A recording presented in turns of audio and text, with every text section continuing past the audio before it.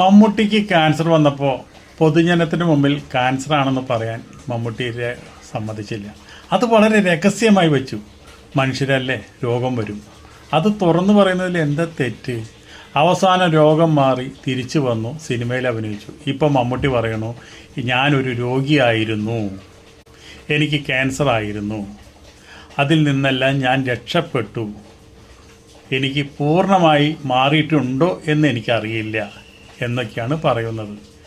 ഈ ഒരു അവസ്ഥ സമൂഹത്തിൽ ഏതൊരു മനുഷ്യനുണ്ടാവുന്നതാണ്.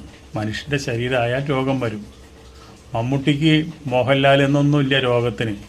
മമ്മൂട്ടി ഒരു കലാകാരനാണ്. അത് ശരിക്കും പറഞ്ഞാൽ നമ്മുടെ ഒരു സ്വത്താണ് മമ്മൂട്ടിയൊക്കെ. മമ്മൂട്ടി എന്ന് പറഞ്ഞു കഴിഞ്ഞാൽ നമുക്കെല്ലാവർക്കും വേണ്ടപ്പെട്ട ആളാണ്. ക്യാൻസർ വന്നു എന്ന് വിചാരിച്ച് മമ്മൂട്ടീനെ ആരും വെറുക്കില്ല. മമ്മൂട്ടിക്ക് സിനിമയിൽ ചാൻസ് കിട്ടാതിരിക്കില്ല. മറുനാടൻ ഷാജനാണ് മമ്മൂട്ടിക്ക് ക്യാൻസറാണെന്ന് ആദ്യം പറഞ്ഞത്. അദ്ദേഹത്തിൻ്റെ 8ൻ്റെ പണിയാണ് മമ്മൂട്ടി അന്തം ഫാൻസുകാർ കൊടുത്തത്. അതുപോലെ തന്നെ ഞാനും ഒരു വീഡിയോ ചെയ്തതായിരുന്നു, എനിക്കും കിട്ടി 8ൻ്റെ പണി. അന്ന് മമ്മൂട്ടിക്ക് ക്യാൻസറാണെന്ന് അംഗീകരിക്കാനോ അത് സമ്മതിക്കാനോ ഈ അന്തം ഫാൻസിനോ മമ്മൂട്ടിയുടെ കൂടെയുള്ളവർക്കോ മമ്മൂട്ടിയുടെ ഒപ്പം നടക്കുന്ന ആൻ്റണി പെരുമ്പാവൂർ വരെ സമ്മതിച്ചില്ല. അത് നോമ്പുകാലത്തുണ്ടായ എന്തോ ഒരു അസുഖം, ഒരു നോമ്പുകാലത്ത് പട്ടിണി കിടന്നുകൊണ്ടുണ്ടായ ഒരു പ്രശ്നമെന്ന് മാത്രമാണ് പറഞ്ഞത്. അതുപോലെ മോഹൻലാൽ ശബരിമലയിൽ പോയി വഴിപാട് കഴിച്ചു. അത് രോഗം മമ്മൂട്ടിക്ക് ഇല്ലാത്ത വേറെ കാര്യത്തിനാണ് അത് വഴിപാട് കഴിച്ചത് എന്നൊക്കെ മോഹൻലാലും കുറേ തകടം മറിഞ്ഞ് കളിച്ചു. എന്തിനാണ് ഈ ഇങ്ങനെ നമ്മളൊക്കെ പ്രേക്ഷകരൊക്കെയല്ലേ നിങ്ങളെ വളർത്തുന്നത്? നിങ്ങൾ ഞങ്ങളെ കാശും പേടിച്ച് നിങ്ങളൊക്കെ വളർന്നു കഴിയുമ്പോൾ നിങ്ങളുടെ ഓരോ കാര്യങ്ങളും ഞങ്ങൾക്ക് അറിയുന്നത് സന്തോഷമല്ലേ? നിങ്ങൾക്ക് ക്യാൻസർ വന്നിട്ടുണ്ടെങ്കിൽ, മമ്മൂട്ടിക്ക് ക്യാൻസർ വന്നിട്ടുണ്ടെങ്കിൽ നമ്മൾ ഓരോരുത്തരും പ്രാർത്ഥിക്കില്ലേ? പ്രാർത്ഥനയ്ക്കൊരു ബലമില്ലേ? അപ്പോൾ അതുകൂടി നിങ്ങൾക്കൊന്ന് പരിഗണിക്കണം. നിങ്ങൾക്ക് എന്ത് അസുഖം വന്നാലും അത് വെറുതെ ശൂന്യാകാശത്തിലെ ഒരു പുക പോലെ നിൽക്കുന്നത് അത് എന്തായാലും ശരിയായ നടപടിയല്ല എന്ന് നമ്മൾ പറയണത്. ഇപ്പോൾ മമ്മൂട്ടി ഇപ്പോൾ വന്നിട്ട് ഞാൻ രോഗിയായിരുന്നു മറ്റുള്ള കാര്യങ്ങളൊക്കെ എന്ന് പറഞ്ഞിട്ട് അന്നത്തെ കാര്യങ്ങളൊക്കെ വിളിച്ച് പറയുന്നുണ്ട്. അതിൻ്റെ കുമ്പസാരം ഒന്ന് കേൾക്കാം. ആ കുമ്പസാരം കേട്ടിട്ട് നമുക്ക് നിങ്ങൾ എന്താണെന്ന് വെച്ചാൽ തീരുമാനിക്കുക. ഞാൻ കുറെ കാലത്തേക്ക് ഒരു രോഗിയായിരുന്നു, രോഗമുക്തനാണെന്നാണ് എൻ്റെ വിശ്വാസം.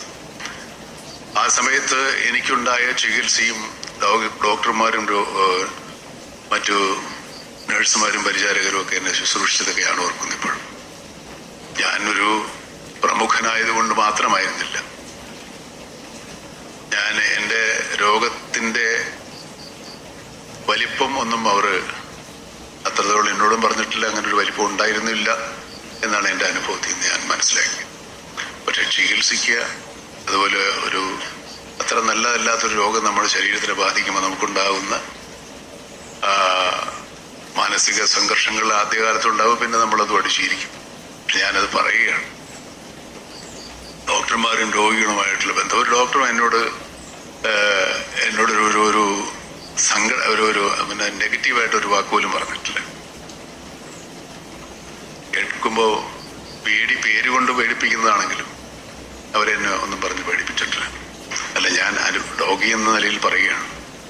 അപ്പോൾ ഒരു ഹൃദയം മാറ്റി വയ്ക്കാൻ ഒരു രോഗിയോട് പറയുമ്പോൾ എനിക്ക് എന്താ പറയുക, ഞാൻ എൻ്റെ ഹൃദയം എടുത്തു തരും, അല്ലെങ്കിൽ ചങ്കെടുത്ത് കാണിച്ച ചെമ്പരത്തി പോവാണെന്നൊക്കെ നമ്മൾ എന്ത് നിസ്സാരമായിട്ടാണ് പറഞ്ഞത്. ചങ്ക് എടുത്ത് നോക്കിയാലല്ലേ അറിയുള്ളൂ എൻ്റെ കാര്യം.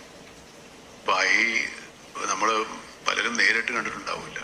നമ്മൾ വല്ല മൃഗങ്ങളുടെയൊക്കെ കണ്ടതല്ലാതെ മനുഷ്യൻ്റെ ഹൃദയമൊന്നും നമ്മുടെ അടുത്ത് കണ്ടിട്ടുണ്ടാവുന്ന ഡോക്ടർമാരല്ലാതെ വേറെ ആരും. വേണമെങ്കിൽ ഒരു ഓപ്പറേഷൻ കാണാൻ വേണ്ടി ഒരു ആങ്സൈറ്റിയോ ഒരു എക്സൈറ്റ്മെൻറ്റോ കൊണ്ട് പോയി കാണുന്നവരല്ലാതെ